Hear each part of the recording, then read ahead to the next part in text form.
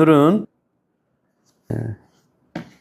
벌써 몇 번인가요? 6번째 강의 시간입니다. 6번째 중독 치료를 위한 강의 설교 제6강 슬픈 중독의 자화상 사울이라는 이름으로 제목으로 오늘 설교하도록 하겠습니다.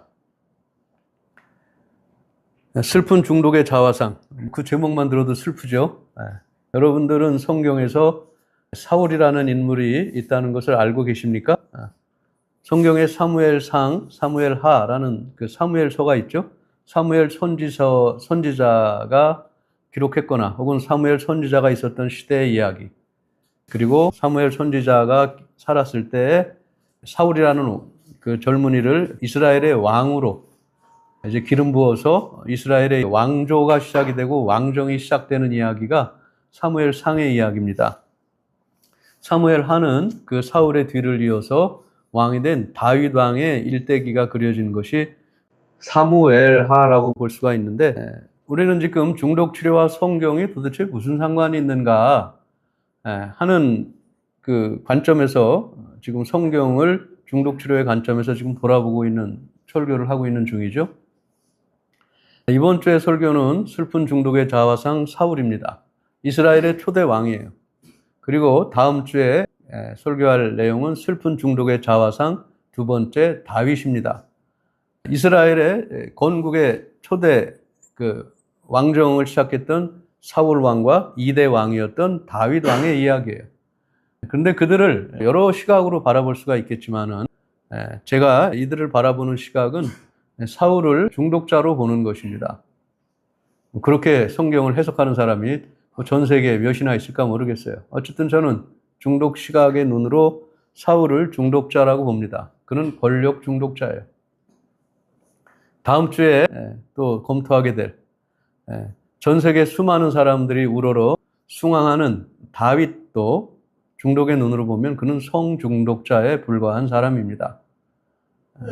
그래서 그들이 권력 중독자다, 그들을 성중독자다, 이렇게 성경에 기록되어 있지는 않죠. 중독이란 단어가 쓰이던 시절이 아니니까요.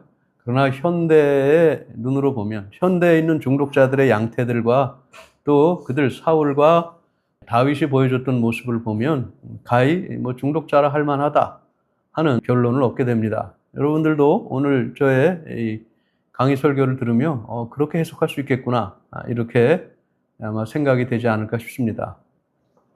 그런데 제가 특히 사울과 다윗의 이야기를 하려고 하는 그 이유 중에 하나는 영적인 것과 심리적인 것이 서로 통일되어 있다라는 것을 여러분들에게 이야기하려고 하는 거예요. 마음과 영의 상태가 서로 긴밀하게 결합될 수 있다. 서로에게 영향을 미치고 있다. 이런 그 이야기를 하려고 하는데, 일단 이야기를 시작을 하기 전에 이 사울과 다윗은 전부 하나님의 선택을 받은 사람이었어요. 마치 여러분들이 이 라파 공동체에 온 것은 저는 하나님의 선택을 받은 거라고 믿습니다. 여러분들이 자율 의지로 여기 온 사람 저는 거의 못 봤어요. 다 누군가가 여러분들의 손길을 잡아서 이리로 인도한 것입니다.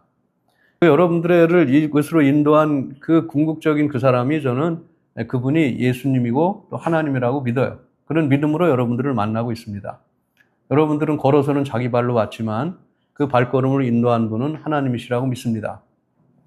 사울과 다윗은 공히 하나님의 선택을 받았어요. 우리가 마태복음 얘기하면서 메시아, 그리스도란 바로 기름 부음 받은 자다라는 뜻이죠. 그래서 그들을 하나님이 너를 왕으로 세우셨다 하고 사무엘 선지자가 가서 사울에게 머리에 기름을 부어줍니다. 그래서 그가 이제 하나님이 택한 왕이 됩니다. 또 다윗도 마찬가지예요. 다윗도 하나님께서 기름을 부어서 그를 이스라엘의 왕으로 또 표징을 삼아 주십니다. 하나님이 선택한 사람이에요. 둘 다, 사울과 다윗이. 그런데 이 두 사람의 운명은 너무나 다르죠. 사울 왕의 운명은 비참한 죽음으로 맞이합니다. 블레셋과 전쟁을 하러 나가서 자기 세 아들과 함께 그 전쟁터에서 완전히 온 집안이 아들과 함께 죽음을 당하는 비참한 그 운명을 맞이합니다. 이에 비해서 다윗은 그렇지 않아요. 다윗도 굴곡이 많은 인생을 살기는 했지만 다윗은 오늘날도 전 세계 기독교인들이 그리스도인들이 그의 신앙을 흠모합니다. 또 이스라엘의 그 왕정을 공고히 하고 이스라엘 국가를 반석 위에 세운 왕으로 또 현실적으로 그런 그 국가의 지도자로서도 인정받고 있죠. 똑같이 하나님의 선택을 받았는데 왜 이렇게 엄청나게 다른 결과가 나타나게 됐는가가 우리가 관심을 가지고 보려고 하는 거예요.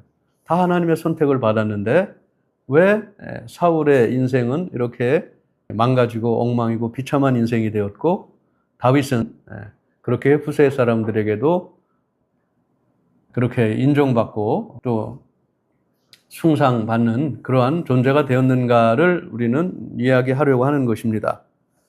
그 이유가 저는 그들의 내면 세계에 있었다 이렇게 봅니다. 오늘은 사울에 대한 이야기를 하는데 사울의 내면 세계, 사울의 마음의 상태가 아주 문제가 많았다는 거예요. 그는 하나님의 선택을 받고 하나님의 부름을 받아서 이스라엘의 초대 왕이 되었지만 그의 내면 안에는 무엇인가 건강하지 못한 많은 요소가 있었던 것을 사무엘상을 보면 우리가 알게 돼요. 그런데 오늘 우리가 이 사울과 다윗의 이야기를 2주 동안 하면서 또 우리들에게도 적용을 해봐야 할 부분들은 중독은 모든 사람, 누구나 중독에 걸릴 수 있다는 거예요. 하나님의 부름을 받고 하나님의 선택을 받은 사람들조차도 중독에 빠질 수가 있다. 그래서 어쩌면 그것이 우리들에게는 그 위로가 될지 모르겠어요. 야, 저렇게 하나님의 부름받은 저 사람들도 중독적 행태를 보이고 중독적인 삶을 살았다면 우리들도 마찬가지겠구나. 그런데 그들의 삶을 통해서 오늘 나는 어떤 삶을 살아야 할지를 돌아보고 또 결정할 수가 있다는 것입니다. 중독은 누구에게나 다가올 수 있습니다. 그리고 우리들에게도 다가온 거예요. 그렇지만 어떻게 이 중독에서 우리가 벗어날 수 있는가를 또 사울의 삶을 통해서 우리가 찾고 발견하는 은혜가 저와 여러분들 모두에게 있게 되기를 주님의 이름으로 축원합니다. 일단 그 사무엘상에 나오는 이야기, 지금 그것을 다 성경을 찾아가면서 이야기할 수는 없겠지만은 어쨌든 사울이 사무엘에 의해서 왕으로 발탁되는 과정부터가 뭔가 이제 석연치 않은, 심리적으로 석연치 않은 부분들이 발견이 됩니다. 사무엘상에 보면 하나님께서 사무엘에게 좋다, 너희들의 뜻에 따라 내가 이스라엘의 왕정을 허락하노니 그러면은 사람들을 다 모아가지고 각 지파별로 10,000명씩 모아가지고 그 중에서 내가 택한 사람을 뽑아서 그 사람을 왕으로 세우도록 하라. 그래서 사무엘이 전국의 사람들을 다 불러 모읍니다. 불러 모아가지고 하나둘 제비 뽑기를 시작해요. 12만 명을 모아놓고 그 중에서 제비 뽑기를 합니다.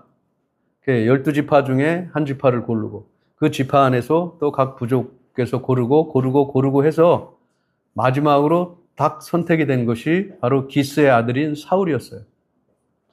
그래서 그 사울이 이제 선택이 되고 사무엘이 여기 하나님께서 사울을 왕으로 삼으신다고 한다. 사울이 어디 있느냐 그랬더니 사울은 그 짐덩어리 뒤에 이렇게 숨어 있었어요. 그래서 부르니까 막 나옵니다. 나오는데 성경이 그 사울의 묘사를 하는데 건장하기가, 키도 보통 사람들보다 훨씬 더 크고 뭐 인물도 준수하기가 이를 데가 없는 아주 멋진 젊은이였어요. 그랬는데 사울에게 사무엘이 기름 부으려고 할 때 사울이 그렇게 얘기합니다. 우리 집안은 뭐 별 볼 일 없는 집안이고요. 그 별 볼 일 없는 집안, 그 중에서 나는 아무것도 아닌데 나 같은 사람이 어떻게 왕이 되겠습니까? 이런 취지로 이야기를 합니다. 얼핏 보면 상당히 겸손한 사람인 것처럼 보여요. 사람이 됐네, 겸손한 듯 보여요. 그러나 그 사람의 인생을 우리는 길게 보아야 합니다. 과연 그것이 그 사람의 사울의 겸손을 나타내는 것이었는지 아니면 그가 자기의 열등감을 감추려고 한 것이었는지. 보통 겸손은 열등감을 또 감추려는 그런 얼굴로 나타나기도 합니다. 사울은 알고 보면 열등감으로 가득한 사람이었어요. 그것은 그 이후에, 그가 왕이 된 이후에 이루어지고 있는 일의 과정을 보면 우리가 알 수가 있습니다. 사울의 열등감이 결정적으로 드러난 부분들은 다윗과의 관계에서 드러나기 시작을 합니다. 사울 당시에 또 다윗 당시에 가장 강력한 적대국은 블레셋이었어요. 블레셋. 오늘날 팔레스틴을 말합니다. 팔레스틴. 그 블레셋과 이스라엘이 늘 이렇게 갈등 관계에 있었고 또 서로 쟁투하는 관계에 있었는데 블레셋이 힘이 셌어요. 철기 문화도 문명도 일찍 받아들이기도 했었고 그래서 우리가 다 아는 그 유명한 골리앗이라는 장수를 앞세워서 이스라엘을 공격해 옵니다. 이스라엘에 그 골리앗을 맞서 싸울 장수가 없었어요. 그랬는데 어린 소년의 약관의 그 다윗이라는 젊은이가 나와서 그 누구도 그를 대적하지 못할 때 그를 물맷돌로 그를 물리치죠. 그 거대한 그 장군을 목동이었던 그 소년이 그를 물맷돌 하나로 물리칩니다. 그 사건으로 일약 다윗은 사울의 부마가 됩니다. 사울이 자기 딸을 다윗에게 이렇게 내어주면서 이제 다윗도 왕족의 일원이 되는데 그때부터 이제 문제가 발생을 합니다. 백성들이 노래를 불러요. 뭐라고 노래를 부르냐면 사울은 천천히요, 다윗은 만만히요 하는 노래를 만들어서 부릅니다. 사울도 용맹하긴 했고 많은 사람들과 싸움에서 승리하기는 했지만 그가 죽인 사람은 1000명인데 다윗이 죽인 사람은 10,000명이래. 이런 식으로 다윗을 높이는 노래를 민요식으로든 그런 노래를 만들어 백성들이 부르기 시작하는데 그 노래를 듣고 사울이 이제 분노하기 시작합니다. 시기와 질투의 마음으로 똘똘 뭉치기 시작을 해요.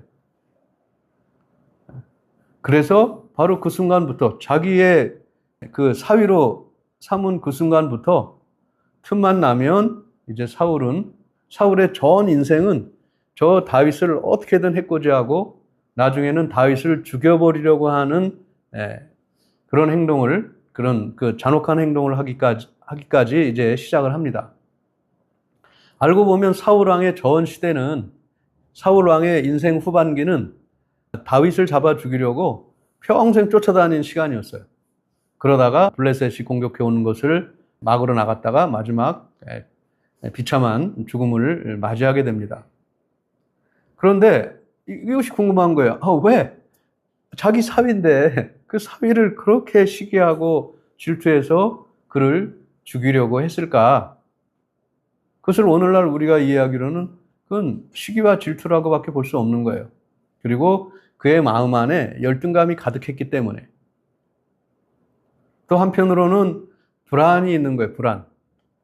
저 녀석이 언젠가 내 왕좌를 뺏을지도 몰라 와 같은 불안이 그의 마음속에 이미 내재해 있었기 때문이라는 것을 우리가 지금 유추해서 알게 되는 거예요. 이 사울이 결정적으로 하나님의 눈 밖에 나는 사건이 이제 벌어지죠. 그 두 가지 사건이 있어요. 그게 그 사울의 불순종 사건입니다. 그래서 사무엘상에서 나오는 아주 유명한 성경 구절이 순종이 제사보다 낫다 이런 표현이 있죠. 사무엘상 15장 22절에 순종이 제사보다 낫다. 그리고 듣는 것이 순양의 기름보다 낫다 이런 표현이 있습니다. 오늘날로 얘기하면은 순종이 여러분들이 아무리 예배를 그냥 그럴듯하게 드리는 것보다도 실제로 일상의 삶에서 하나님께 순종하는 것이 훨씬 더 좋고 아름다운 일이다라는 뜻이에요. 이 사울은 순종하지 않았어요. 뭘 순종하지 않았냐면 블레셋군이 쳐들어왔을 때 보통 이 당시에 이 종교국가에서는 큰 일을 행할 때 국가의 큰 일을 행할 때 천지신명께 하나님께 고합니다. 하나님, 우리가 지금 위기에 처해 있습니다. 도와주십시오. 이러면서 그런 제사를 드리는데 적군이 지금 코앞에까지 다가왔어요. 저 산등성이까지 다가왔고 여기는 지금 제사를 드리려고 하고 있는데 제사는 제사장이 드리게 되어 있는 거예요. 왕이 드릴 수 있는 것이 아닙니다. 당시의 율법 기준에 의하면. 그런데 사무엘 선지자가 아직 도착하지 않았어요. 그러니까 사울이 초조해졌습니다. 불안해졌어요. 그래서 자기가 여봐라. 그리고 자기가 대신 제사장인 것처럼 제사를 지냅니다. 그런데 제사를 지낸 직후에 선지자인 사무엘이 도착을 했어요. 그래서 왕이요, 도대체 무슨 망령된 일을 벌였습니까? 라고 질책합니다. 왕이 해서는 안 될 일을 한 거예요.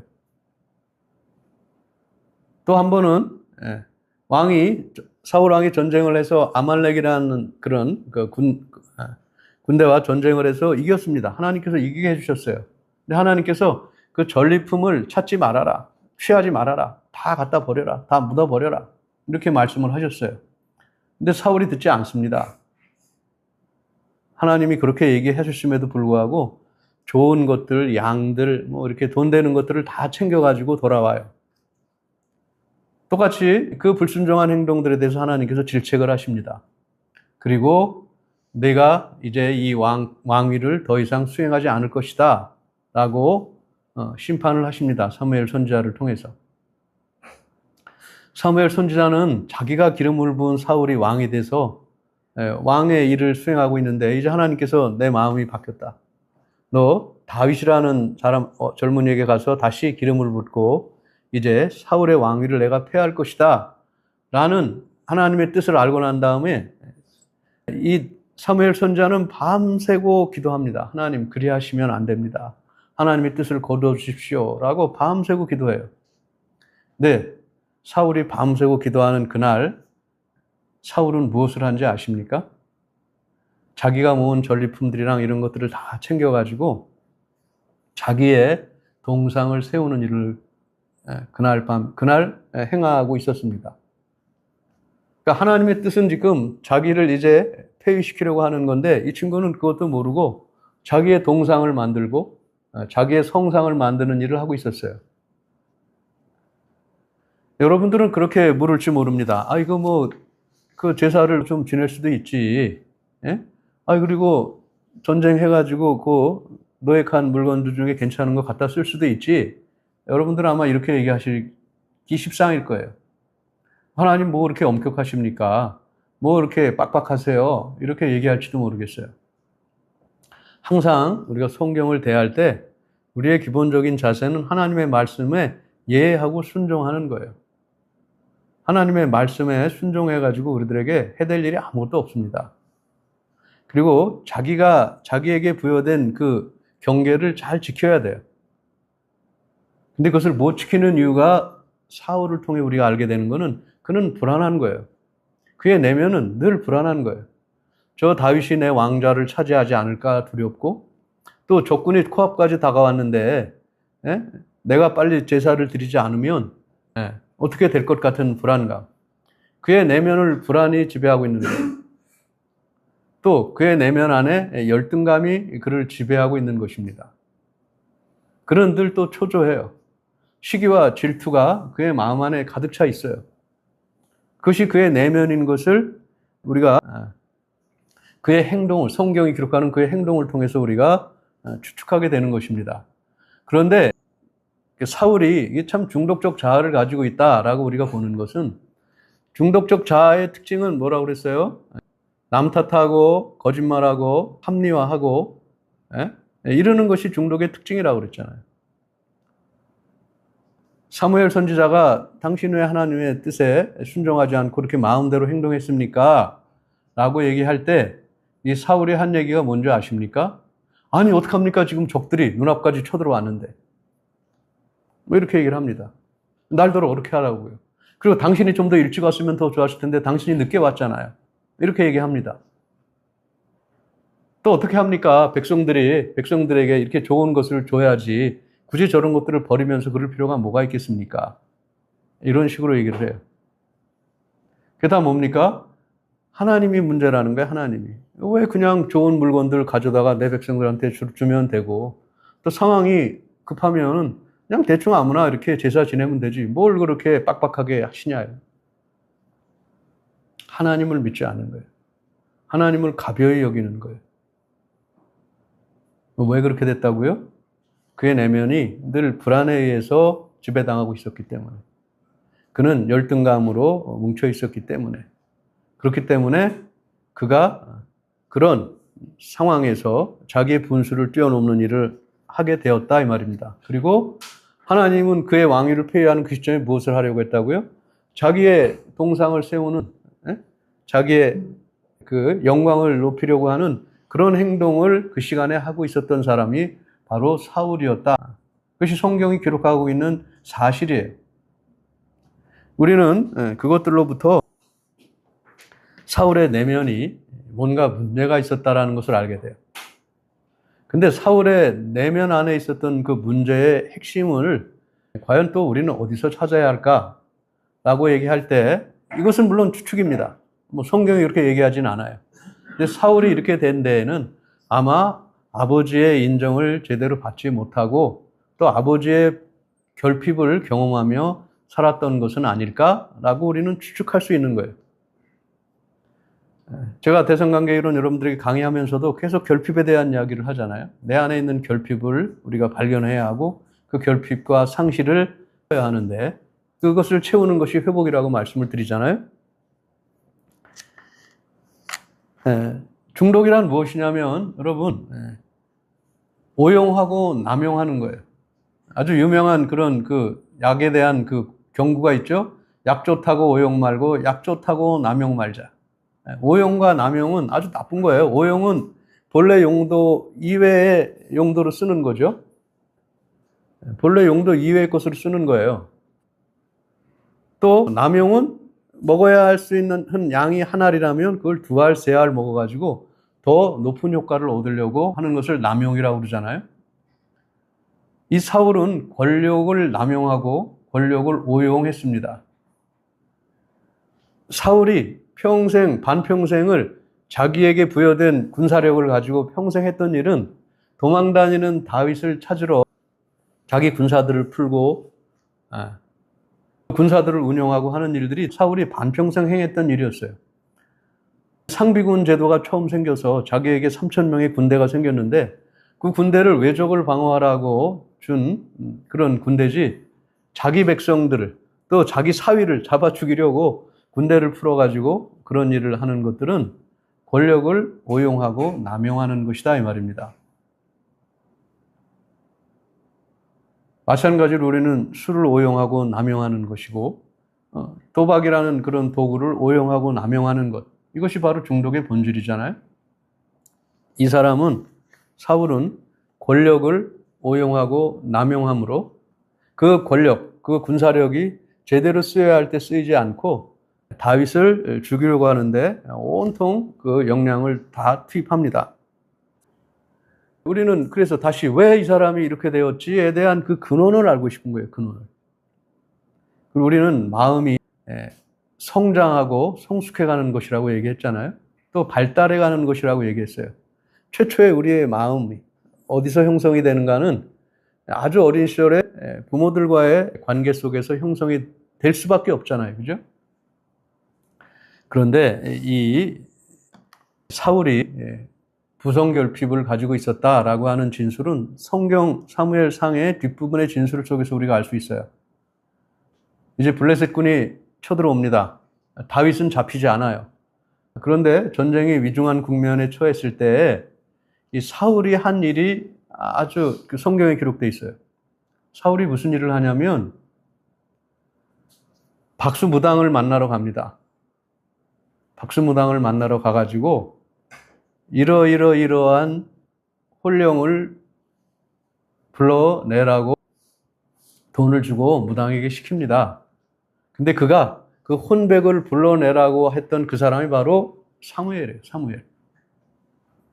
전쟁이 지금 막 닥쳐가지고 이제 전쟁터에 나가서 싸워야 되는데 이 사울이 했던 일은 그런데 사울이 그 일을 하기 이전에 사울이 이 정치적으로 행했던 일들 중에 하나는 박수무당들을 전부 없앤 거예요.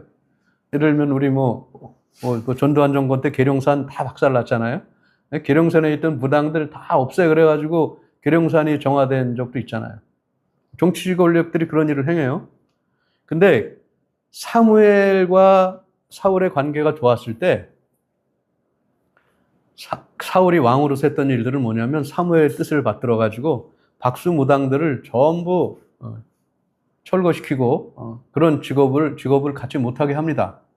그랬는데 그가 전쟁이 임박하게 되고 두려움이 임박했을 때 또다시 무당을 찾아가가지고 자기가 철폐시켰던 그 박수무당을 찾아가가지고 사무엘의 혼령을 불러 일으켜달라고 일종의 초원굿 같은 것들을 요청을 해서 그 사무엘의 영이 불러 일으켜집니다. 그럴 때 사울이 그 앞에 털썩 무릎을 꿇습니다. 그리고 자기의 어려움을 호소합니다. 나 이제 어떻게 해야 돼요? 나 이제 어떻게 해야 돼요? 저는 성경에서 그 대목을 보면서 한편으로는 정말 사울이 너무 불쌍해서 울컥한 적도 있어요. 참 너무 불쌍하다. 얘 너무 불쌍하다.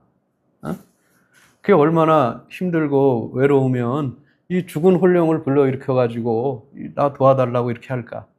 근데 그것을 제가 심리학적으로 해석할 때는 바로 부성이 결핍되었던 사울이 의지했던 사람은 사무엘이었다라는 것을 의미하는 거예요. 그의 죽은 혼령까지도 불러일으켜서 나의 어려운 처지를 호소하고 싶은 그 사람이 사울에게는 사무엘이었다 이 말입니다. 부성이 결핍된 사람은 그것을 어디선가 채우려고 해요. 그래서 이 공동체에서도 그와 같은 일이 일어나는 거죠. 제가 늘 말씀을 드리잖아요. 제가 여기서 여러분들의 나이와 상관이 없어요. 그러니까 아버지의 역할을 나름대로 하고 있다고. 그래서 그 역할 속에서 우리는 투사와 내사, 투사적 동일시, 내사적 동일시 뭐 이런 과정들을 통해서 우리의 결핍이 채워지는 것이 공동체 치료의 한 중요한 구성이라고 제가 가끔 또 말씀을 드리잖아요. 어쨌든 이렇게 돼서 이 사울의 마음속에 결핍됐던 근원이 아버지로부터 인정받지 못하고 또 아버지와의 관계에서 충만함을 누리지 못한 데서 오는 결핍 때문이다 하는 것들을 우리가 유추하게 된다 이 말입니다. 그런데 이 사울이 결정적으로 그렇게 돌아서게 된 데의 그 근거는 무엇이냐면 하나님의 뜻에 따라서 사울을 버리고 사무엘 선지자가 다윗에게 갑니다. 그리고 다윗에게 기름을 부어주는 것뿐만 아니라 사무엘 선지자는 이제 사울을 떠나서 다윗을 도와주는 삶을 살다가 거기서 이제 생을 마감을 해요. 죽을 때까지 사무엘은 다윗과 함께 있다가 죽음을 맞이합니다. 그런데 이 사울을 결정적으로 격분시킨 또 내용과 이유 중에 하나는 뭐냐면 자기의 아들, 큰아들인 요나단이 있었는데 이 요나단은 신앙이 좋았어요. 그리고 처음 다윗을 만난 순간 다윗과 요나단의 마음이 합하여 하나가 됩니다. 야, 너도 나와 같은 믿음을 가지고 있구나. 그리고 두 사람이 마음이 하나가 돼서 서로 거의 결의를 맺는 우리식으로 얘기하면 형제 자매가 됩니다. 그리고 그 아들 요나단이 아버지인 사울의 편에 서는 것이 아니라 친구인 다윗의 편에 섭니다. 그러니까 이 아버지인 사울은 아들 요나단도 다윗에게 빼앗기고 또 나의 스승, 나의 아버지인 사무엘도 다윗에게 빼앗기고 이렇게 되니까 다윗은 죽여 없애버리고 싶은 사람이 될 수밖에 없었던 거예요. 그래서 평생을 다윗을 찾아 다윗을 죽이려고 하는 행동을 일삼다가 결국은 블레셋과의 전쟁에서 세 아들과 함께 비참한 죽음을 맞이하게 되는 것입니다. 자, 그러면 이제 우리는 묻습니다. 과연 이 사울이 정신 차린 적은 없었나? 있었어요. 사울이 정신 차린 적이 있었어요. 사울이 다윗을 찾아 죽이려고 저 산지를 엔게디 광야를 막 돌아다니다가 사울이 피곤해가지고 동굴에 들어가서 잠을 잘 때 그 산악 지형에서 익숙한 생활을 하던 다윗은 그 상황을 봐가지고 두 번에 걸쳐서 그 동굴에 몰래 잠입을 해가지고 사울의 옷자락을 한 번은 베어내고 한 번은 그 사울이 가지고 있었던 물건을 취해가지고 도망 나와서 저 건너편 산에서 왕이시여, 내가 당신을 죽일 수 있었지만 죽이지 않았습니다. 그것이 내 본 마음인데 왜 제 마음을 알아주지 않으십니까? 라고 자기의 진심을 사울에게 호소할 때 사울이 정신이 딱 돌아오는 순간이 있어요. 그때 사울이 했던 이야기가 이런 이야기입니다.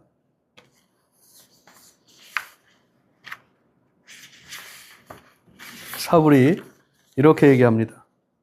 사무엘상 마지막 부분, 아주 죽기 전에 사무엘상 24장 16절에 내 아들 다윗아 이것이 내 목소리냐?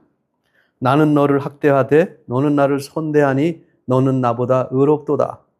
내가 범죄하였도다. 내 아들 다윗아 돌아오라. 내가 어리석은 일을 하였으니 대단히 잘못되었도다.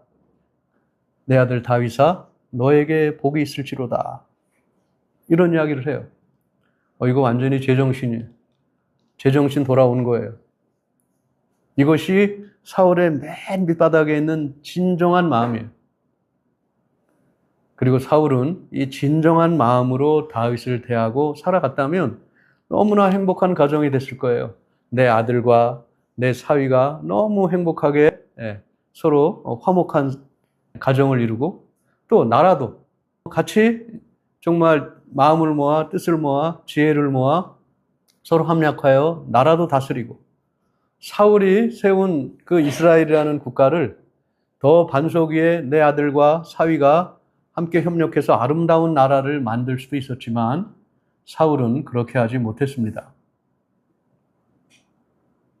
여러분들은 이 사울의 얘기를 통해서 무엇을 여러분들의 삶에 적용을 할 수 있겠습니까? 또 한편으로는 우리는 다행이다. 사울조차도 저랬는데 우리가 이렇게 된 이런 상황들도 어떻게 보면 당연한 것일 수도 있겠구나. 그러나 나는 사울과 같이 되지 않아야 되겠다. 사울과 같이 되지 않는 길은 무엇이겠습니까? 첫째는 우리의 자기들의 내면을 깊이 돌아볼 수 있는 사람이 돼야 되는 거예요. 세상 살면서 자기의 내면이 어떠니 저쩌니 이럴 수 있는 기회 앞에 또 그런 여유 없습니다. 또 중독자들 술 먹고 도박하고 시간 많아요. 하는 일도 없을 때. 근데도 우리가 내 마음을 돌아봅니까? 돌아보지 않습니다. 우리는 어딘가에 집착돼 있고 부정적인 감정에 휩싸여 있고 그것을 계속 곱씹으며 부정의 나락을 더 걸어가고 있는 게 중독이라고 얘기할 수 있어요. 자기의 내면을 직면하지 않습니다. 또 자기의 잘못을 직면하려고 하지 않아요. 그것을 우리는 이곳에서 하려고 하는 것입니다. 나의 지난날의 삶을 돌아보고 또 반성할 것은 반성하고 회개할 것은 회개하고 용서할 것은 용서하고 용서를 구해야 할 것은 용서를 구하며 사람다운 삶을 이제 우리가 살려고 하는 것인데 그것은 내 마음속에 있는 깊은 진정성이 무엇인지를 발견하고 확인하는 거예요. 또 우리는 이 사울과 같이 사울은 정말 사무엘상 전체를 놓고 봤을 때 하나님께 형식적인 제사를 드리려고 하는 행위를 했을지언정 그의 마음이 진실로 하나님을 향해 열려 있었다라는 증거나 기록이 거의 없어요.